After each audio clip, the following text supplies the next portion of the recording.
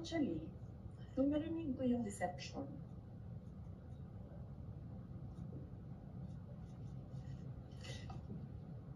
naisip ko pa, hindi ko na siya sasagutin. Kasi, for the love of God, presidente ka na. Importante pa ba yung nararamdaman mo? Di ba kapag presidente ka, hindi na importante yung pagod mo, yung luha mo, yung fatigue mo, yung stress mo, hindi na siya importante. Because when you are president, importante dyan yung nararamdaman ng taong bayan, yung bansa. Yun yung naisip ko when I heard it na parang talagang may panahon ka mag-isip about deception ng isang babae dyan. Ang dami mong oras. Hindi ba dapat iniisip mo na yung mga taong gutom? Yung presyo ng gasolina? Yung darating na Christmas? Kung sino yung maka-afford ng spaghetti, ng mango float, ng mga importante sa Noche Buena, ng mga bahay-bahay? Diba yun yung... So may panahon ka talaga na mag-isip na, oh, this girl. So, inisip ko, hindi ko nasasagutin. Sandali lang ha, hindi ako nagko-cocaine, pero sobrang lamig niya na yung sipon sa mga ang issue.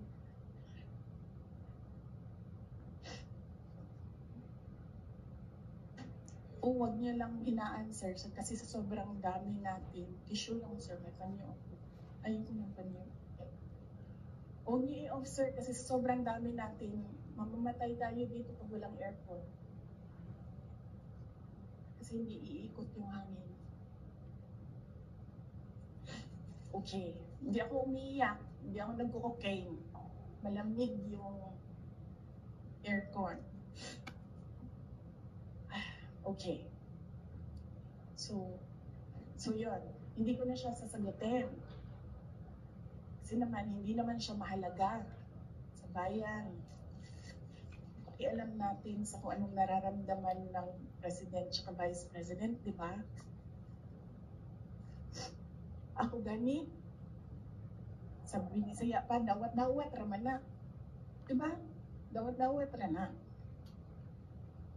Ako, ginatira ko nila kada adlaw. I am a subject of a Mega Millions PR attack. I am a subject of a House Committee hearing. Pero hindi na importante yung nararamdaman ko dyan.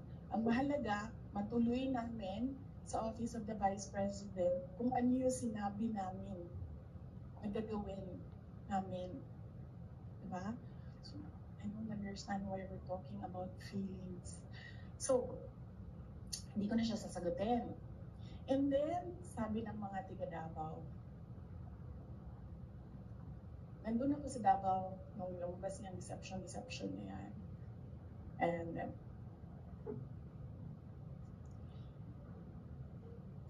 iba-iba na yung reaction ng mga tiga Davao. And lahat, hindi maganda yung reaction.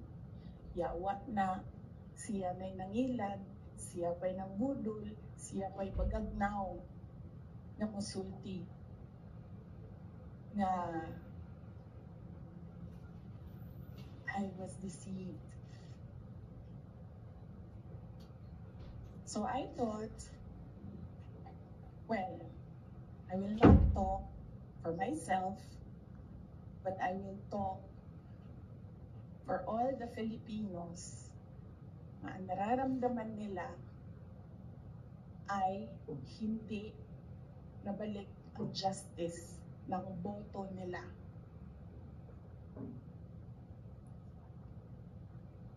So yan yung context. Mahaba yung context. Okay?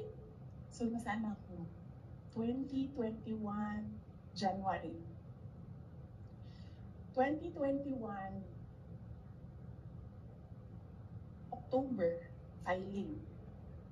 Kita ninyo ako nag-file ng mayor.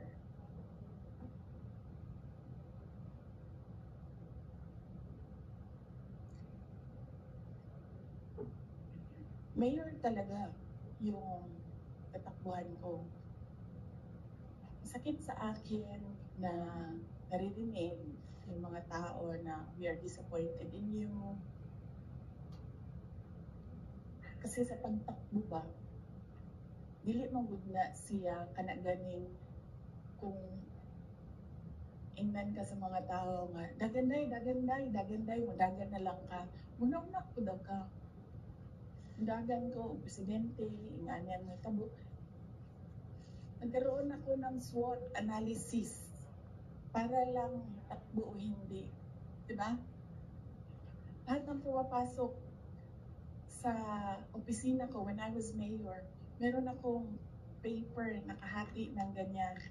Okay, ikaw, you give me a pro and a con. You give me a positive and a negative running for president. Ganyan yung ginawa ko.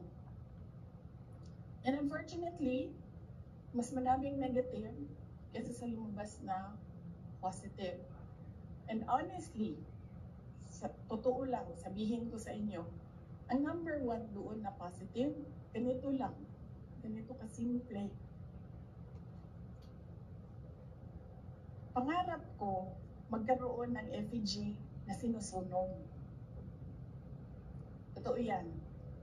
Because I feel na parang, wow, sino ba sa inyo, sino ba sa atin ang ginagawa ng effigy? Diba? Sino ba sa atin ang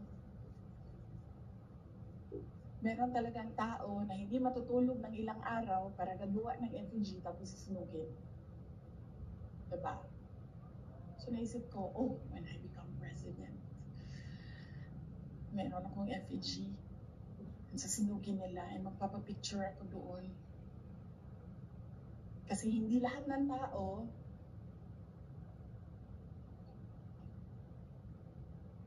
merong ganon sa buhay nila. And then another positive was, mapupuntahan ko na lahat ng sulok ng Pilipinas.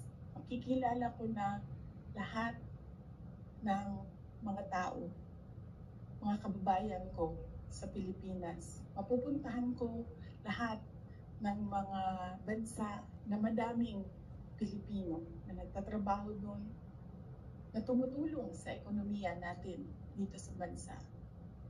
One of those positive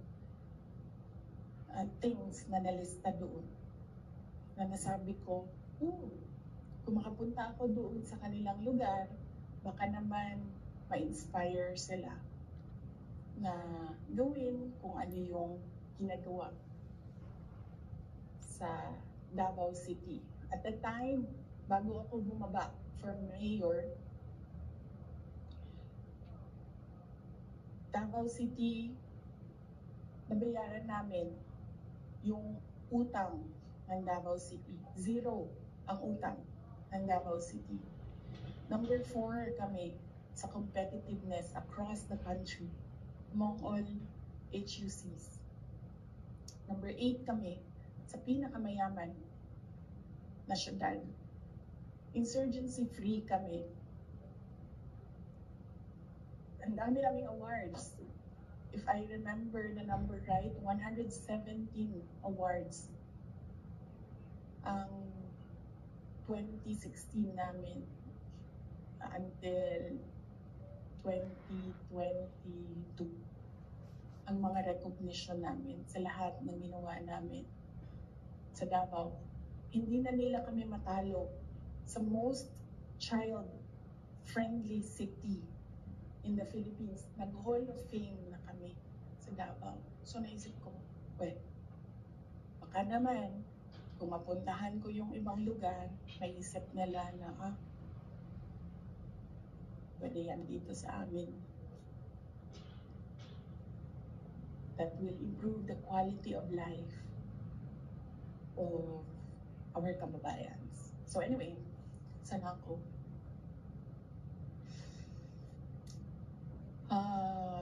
20 October, nag-file ako. Pagdating ng late October, after deadline ng filing, tumawag sa akin si Senator Amy Marcos. Sabi niya sa akin, pwede ka ba tumakbong Vice President? Sabi ko sa kanya, alam mo, hindi ko pa narinig ever na sinabi sa akin na tumakbo akong Vice President. Sabi ko, bakit mo ako nire-request ngayon na tumakbo ang Vice President? And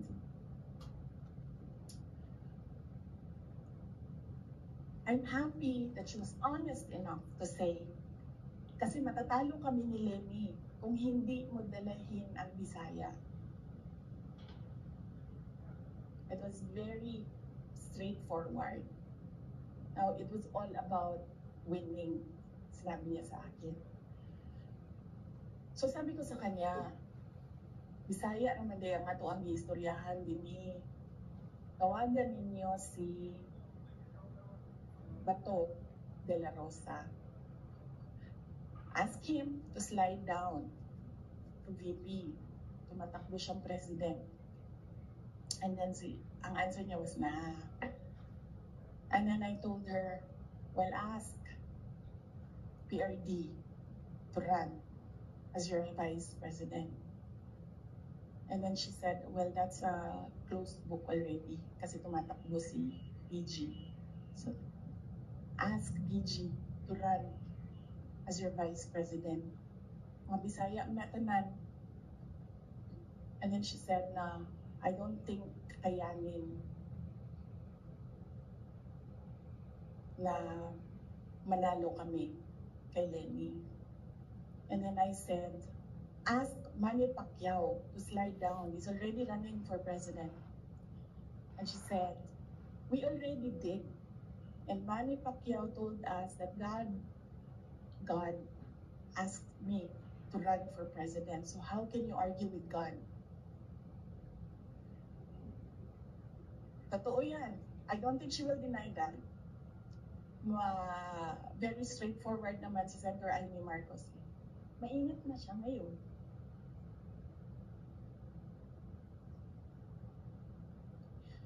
So, I said, sabi ko, it's never been talked about. I need to talk to my family and I need to see kung mananalo ba ako for Vice President. Because I've never seen my numbers as Vice President. And then she said, okay, let's talk about it. And then, early November, nandun ako sa Cebu. Pumunta ako sa Cebu, nakita niyo yun, di ba? For an event. And, nandoon din sila. Hindi ko alam kung bakit sila. When I say sila, si BBM at si Senator Amy. And nag-request sila ng mag-uusap din. So sabi ko, okay, mag-usap tayo. Nagkita kami sa bahay ni Martin Romualdez. Kasi gustong umeksena ni Martin Romualdez, magawa siya ng party-party ko na birthday. And then pag-upo ko doon sa, I think you see the pictures. Upo ako sa couch, sa tabi ko si BBM. Sinabihan ko siya, huwag ka maniwala sa kanila. Huwag ka maniwala sa mga taong nagsasabi sa iyo na tatakbo akong president. Hindi ako tatakbong president, sinabi ko na yan. Sabi niya, yes, I know. Sinabi mo na rin yan noong pumunta kami during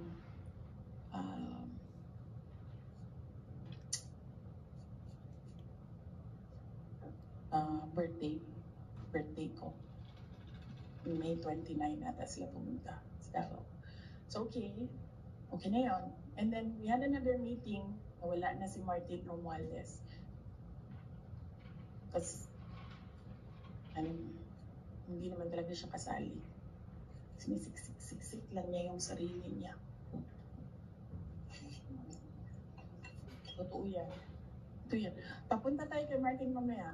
Gusto niyo? Tawag sa kanya ng mga kasamahan niya doon sa house, tambi.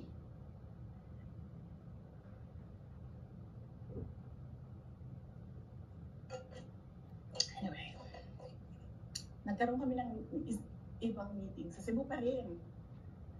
Face to face. Ako, BBM, Senator Amy, and one other person. He's a private citizen. Hindi ako nagpaalam sa kanya na sasabihin ko na nandoon siya. So may isang tao pa doon who can say that this really happened. So sabi ko, again, I've not seen my numbers. Kung mananalo ako, sabi ko, okay lang sa akin tumakbo ang Vice President.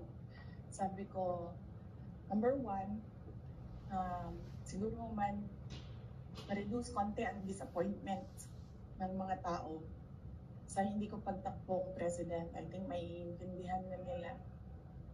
And ito na lang yung i-offer ko sa kanila mag-Vice President ako. Number two, madaming big ticket projects si PRD sa build at that time na gusto ko sana makita na magawa para sa bayan kasi hindi natapos. Kasi kulang nga talaga ang 6 years. So sa ngayon, magte-third year na tayo, wala pa tayong nakikita ng big ticket projects, di ba? For 2028, huwag na kayong mag-expect na meron kayong makita. Kasi it takes more than 6 years to prepare for a big ticket project. So sabi ko, and sinabi ko sa sarili ko, bata pa naman ako, hindi naman ako nagmamadali, wala naman akong papupuntahan. And naisip ko, I cannot do anything more for Davao City. Number 4 na kami. Naisip ko, I don't think kaya ko siyang i-elevate to number 3, number 2, number 1. Hanggang dun lang yung kaya ko gawin. So ibibigay ko sa iba, maybe they have more ideas, more innovation para mapagawa nilang number 3 ang Davao sa buong Pilipinas. So I said, okay, I need to see my numbers. Sabi nila, okay, we can do a quick and dirty survey. Sabi ko, oh, sige. Sabi ko, gawin nyo. And then you come back to me kung ano ang nangyayari. So, napagawa sila, and then tinawag nila ako. Sabi nung nag-survey, ito yung survey, okay naman, sabi nung nag-survey, huwag lang kayong maghiwalay, mananalo kayong dalawa.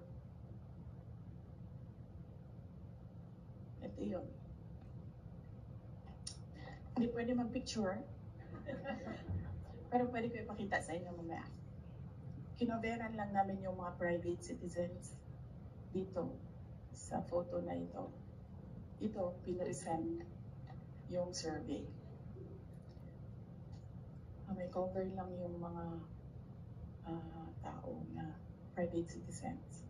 Ang nandito, Senator Amy, Governor Claudio Bautista, Congressman Claudio Bautista, former Mayor Luigi Quisumbing, Attorney Vic Rodriguez, Inday Sara,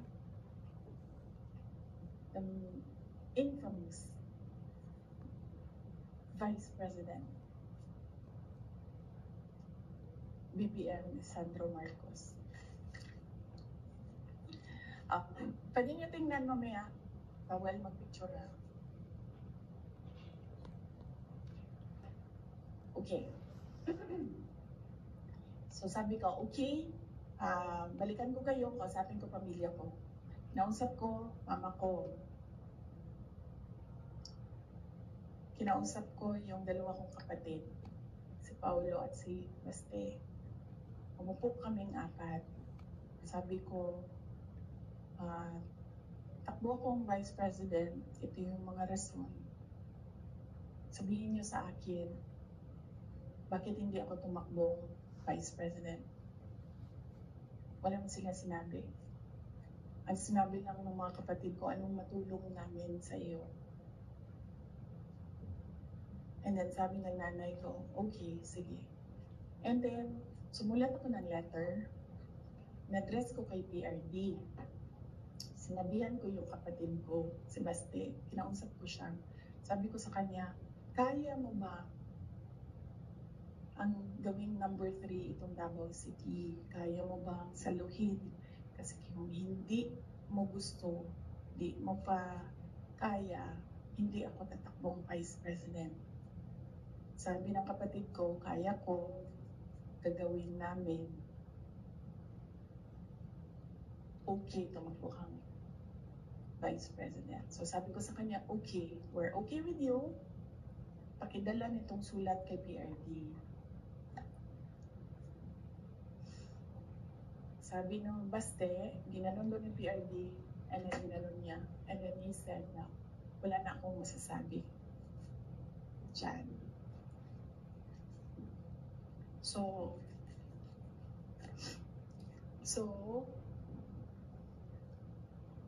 okay lang, sir, kasi kung babaan ninyo, masyado tayong madami dito, iinit siya. So,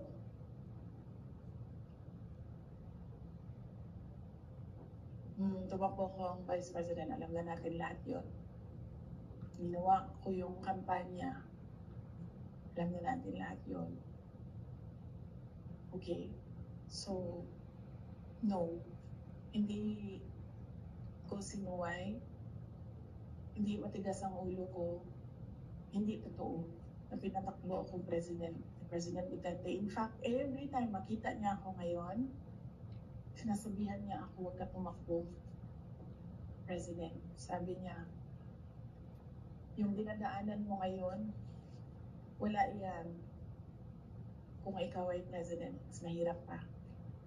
Sabi niya, maawa lang ako sa'yo. May heart pala siya. So, klaro na yan. Hindi ko kasalanan that we are on this road to hell. Hindi ko kasalanan kung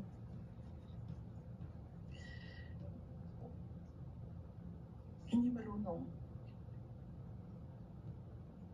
Kasi kung alam mo naman na may kakulangan ka, bibilisan mo yung gagawin mo para mag-catch up. Hindi ka naman uupo lang doon na parang, may kakulangan talaga ako, ganun talaga. Hindi ganyan. So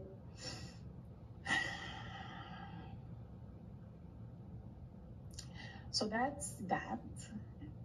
And then, ito na kami ni Mr. Deception.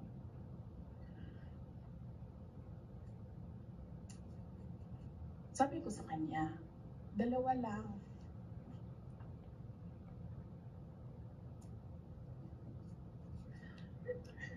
Para pantay. Dalawa lang.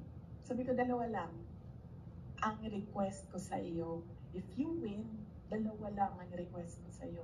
And I think, I requested this na one-on-one kami online. Pero meron akong nabasa somewhere na merong nakikinig sa side niya. Kasi nag-post yung taong yun. Pero yun yung request ko at the time. Kami lang dalawa. Sabi ko sa kanya, pag nanalo ka, dalawa ang hingin ko sa iyo. Unang-una, yung trabaho ko. I want to work sa security sector kasi there will never be development kung hindi solid ang security backbone mo. Hindi ko sinabi sa kanya yan. Pero,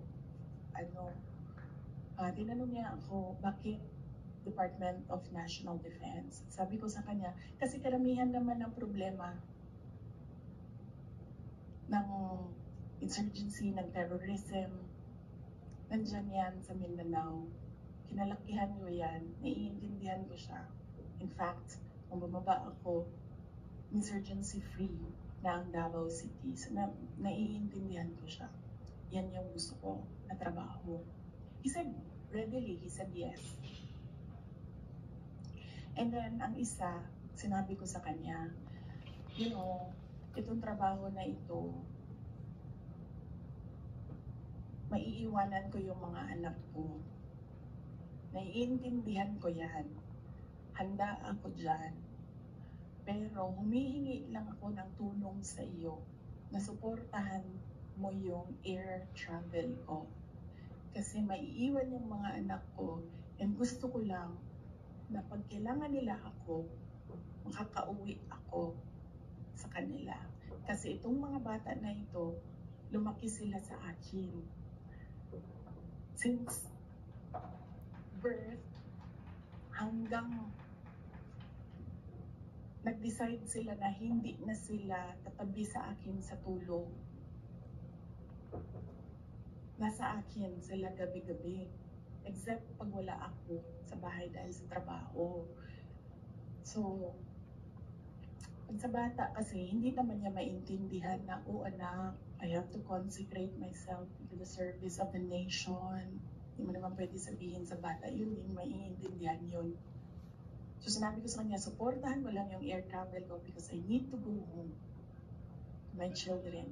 Kasi kahit na Vice President ako, gusto ko pa rin na maalala nila na nandyan yung nanay nila dahil sa loob ng bahay. Hindi naman Vice President tingin sa akin ng mga anak ko. Just plain, mama, may kailangan ako, mama, may problema. Sabi niya, yes. Dalawa lang yun. Sabi niya, yes. In fairness, hindi siya yung nag-umende sa DND. Hindi totoo yan na hindi binigay sa akin. Binigay yan. Nung nanalo na, sinabi ko na ito dati, ulitin ko lang. Nung nanalo na kami, nakita ko yung boto. And then I realized, sabi ko, gagawin talaga ng mga tao na ipaaway kami para masira yung partnership. Yun talaga ang gagawin. Lalong-lalo na ng mga yellow, ng mga liberal. Kasi yun yung gusto nila. So sabi ko, they will exploit this. And dahil nasa DMD ako, araw-araw ako pagdududahan. Anong ginagawa ng babaeng yan dyan? So na ginabuhat, asam na siya gaadto. Planning ako dita, planning to overthrow the government. Kasi DND yan, hawak mo ang military. So sabi ko sa sarili ko, ayoko na magtrabaho ng ganun. Na araw-araw ka pinag-iisipan na meron kang gawin. Samok ra siya ba, magtrabaho ka, o niya na pahinga nga intriga, madaot lang imuhang kamada. So yun ko, sabi ko sa kanya, pwede ba ako lumibat sa education? Kasi 3 naman yung plataforma ko, mapayapang pamumuhay, trabaho, edukasyon. So sabi ko, pwede ako lumipat ng DepEd. Sinabi ko din sa kanya kung bakit. Ayaw ko na intrigahin ako. And then he said yes. So napunta ako sa DepEd. And then the other one, sabi ko, supportan mo yung air travel ko. Sabi, di na nangyari yun. Pinilit namin, di na natupad yun. Isang beses sinabihan ko siya. Sabi ko, pwede ba sabihan mo yung 250? Kasi na ako ang priority, hindi ikaw. Kasi yan yung usapan natin.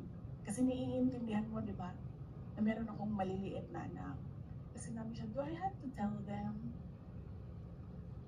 A semi-British accent. And I said, of course. Kasi presidente ka, ikaw magsabi. So, hindi na, isang beses. And then one time, priority daw si Lisa. Hindi ko alam kung ang trabaho niya para sa bayan na ito. And then one time, priority daw si Ngayan. So, I said, okay. This is, ano, some form of insincerity. Okay, wala namang problema yan. Maliit na bagay lang yan kasi akin. Problema ko lang naman yan, di man yung problema ng bayan. Problema ba ng bayan? Paano ako babiyahe? Di naman. So, maliit na bagay. Ako na gagawa ng paraan para ako maging nanay. Hindi na ninyo problema yan. Maliit na bagay lang yan. Okay, so that was that. That was personal sa aming dalawa. And then, dito na tayo sa DepEd. Alam niyo na yon, diba? Sinabi ko na sa inyo. Budget ng DepEd. Question? Yes, ma'am. Hindi ko kasalanan na we're in this road to hell. Hindi ko kasalanan na hindi marunong. You did not finish your sentence, sir, ma'am. Can you elaborate po? Hindi marunong maging presidente ang nakaupo. Kasalanan ko ba yun? Hindi. Ba sinasabi ng mga tao, kasalanan mo kasi hindi ka tumakbo, ikaw sana yung presidente, hindi siya. But then I said, maaga ako nagsabi na hindi ako tatakbo for president. May madaming mga negative tungkol sa listahan. Okay, so, yes, sir. Yes. Sir, tapos ka na. Balikan kita. Ikaw muna, sir. Hey, hanggang anong oras ito, JC? It's up to you, ma'am. To you?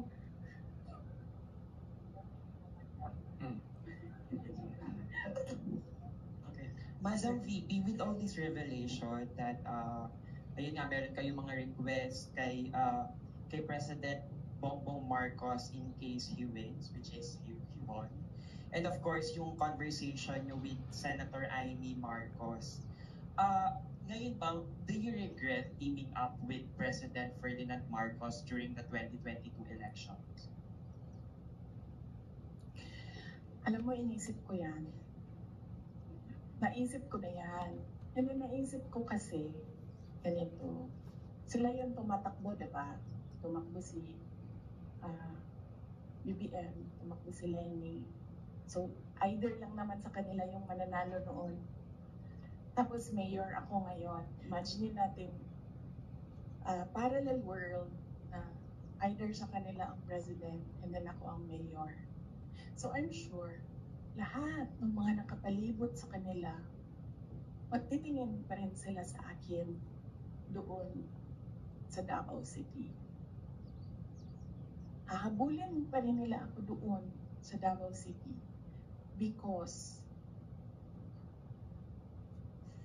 tinitingnan nila, yung mga nakapalibot sa kanila, wala na yan silang pakialam kasi president na sila, di ba?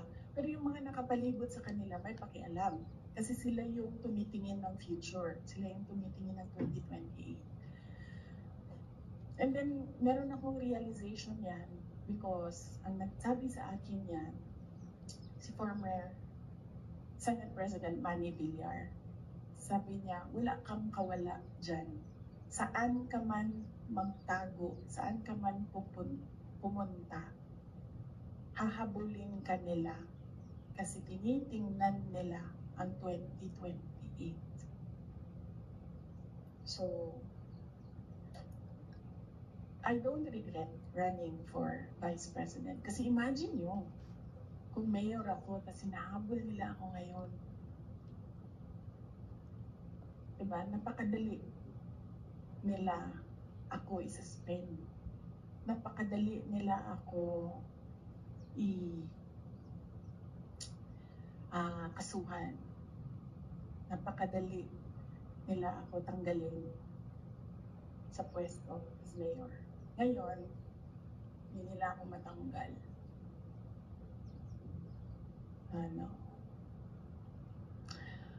They can drag me to hell. Pagdating nila dun, ako pa rin yung presidente ng impyerno. Good morning po, Sir Edison. Madam Vice President. Ang papa niyo po ang naggawa ng desisyon against all Filipinos na may libing si Marcos Sr. sa libigan ng mga bayani. Ano na po ang nangyari ngayon? Nakalimutan na po ba ng nakaupo ngayon? Maraming salamat po. Hindi ko alam. Pero isang beses sinabihan ko talaga si Senator Amy. Sabi ko sa kanya, kung hindi kayo tumigil, huhukayin ko yung tatay ninyo, itatapon ko siya sa West Philippine Sea. Sinabihan ko si Senator Amy. One of these days, pupunta ako doon, kukunin ko yung katawan ng tatay niyo, tapon ko yan doon sa West Philippine Sea.